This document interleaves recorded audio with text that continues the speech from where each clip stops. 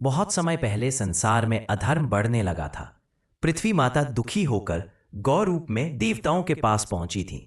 उनकी आंखों में पीड़ा थी और उन्होंने कहा कि राक्षसों के अत्याचार से धरती कांप रही है।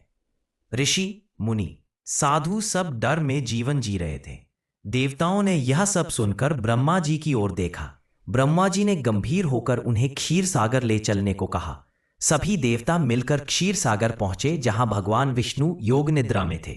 देवताओं ने हाथ जोड़कर सारी समस्या विष्णु भगवान को सुनाई। उन्होंने कहा कि रावण अत्याचारी बन गया है और वरदान के बल पर सभी लोगों को चुनौती दे रहा है। विष्णु भगवान ने शांत स्वर में कहा कि रावण ने मनुष्यों को तुच्छ समझकर उनसे रक्षा का वरदान नहीं मांगा, इसीलिए वे मनुष्य रूप में जन्म लेंगे और राक्षसों का विनाश करेंगे। देवताओं के चेहरे पर पहली बार राहत की चमक दिखाई दी। उधर अयोध्या में राजा दशरथ संतानहीन होने के दुख में डूबे रहते थे। उनके पास राज्य था, प्रजा थी, वैभव था, परंतु कोई उत्तराधिकारी नहीं था। वे अक्सर सोचते थे कि राज्य का भविष्य कौन संभालेगा। उनकी चिंता देखकर गुरु वशिष्ठ ने उन्हें संतान प्राप्ति का उपाय बताया। वशिष्ठ जी ने ऋषि श्रृंगी को बुलाकर पुत्र कामेष्टि यज्ञ कराने की सलाह दी। यज्ञ प्रारंभ हुआ और अग्नि की लपटों से दिव्य प्रकाश प्रकट हुआ। यज्ञ की पूर्णाहुति के समय देवदूत प्रकट हुए। उन्होंने राजा दशरथ को दिव्य खीर का पात्र सौंपा और कहा कि इसे रानियों को दें। दशरथ ने वह खीर कौशल्या, कैकेयी और सुमित्रा को वितरित की। सारे लोकों में अचानक शांति और प्रतीक्षा का वातावरण बन गया। देवताओं ने कहा कि अब विष्णु स्वयं अवतार लेने वाले हैं। अयोध्या में शुभ समय आया और कौशल्या माता ने एक तेजस्वी बालक को जन्म दिया। उस क्षण आकाश में देवताओं ने पुष्प वर्षा की। पृथ्वी पर प्रकाश फैल गया और सभी दिशाएं आनंद से भर उठीं। राजा दशरथ ने उस दिव्य बालक को देखकर कहा कि यह केवल मेरा पुत्र नहीं, यह संसार का रक्षक है। यह वही बालक था जिसे हम श्री राम के नाम से जानते हैं।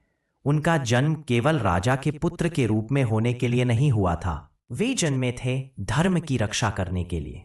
वे जन्मे थे अधर्म और अत्याचार को समाप्त करने के लिए। वे जन्मे थे रावण के अहंकार को तोड़ने के लिए। वे जन्मे थे मानव समाज को आदर्श मार्ग दिखाने के लिए। राम का जीवन सत्य और मर्यादा की प्रतिमा बनने के लिए आया था। उन्होंने दिखाया कि शक्ति का उपयोग संरक्षण के लिए होता है, विनाश के लिए नहीं। उन्होंने दिखाया कि राजा का धर्म सेवा है। उन्होंने दिखाया कि पुत्र का धर्म सम्मान है। उन्होंने दिखाया कि भाई का धर्म प्रेम है। उन्होंने दिखाया कि मनुष्य का धर्म सत्य है। रावण केवल बलशाली नहीं था, बल्कि अहंकार में डूबा हुआ था। उसने अपने वरदानों का दुरुपयोग करके संसार में भय फैलाया था। मानव रूप में ही उसका अंत संभव था, इसलिए राम का अवतार आवश्यक था। राम ने संसार को यह भी सिखाया कि संकट कितना भी बड़ा हो, धैर्य और सत्य अंत में विजय दिलाते हैं। वनवास में उनका धैर्य, सीता हरण में उनका संकल्प और रावण वध में उनका न्याय सब अमर आदर्श बने। यही कारण था कि उनका जन्म दिव्य उद्देश्य के लिए हुआ। राम मानवता के लिए प्रकाश बनकर आए थे और आज भी जब जब अंधकार बढ़ता है, राम का जन्म हमें याद दिलाता है कि सत्य की जीत निश्चित होती है।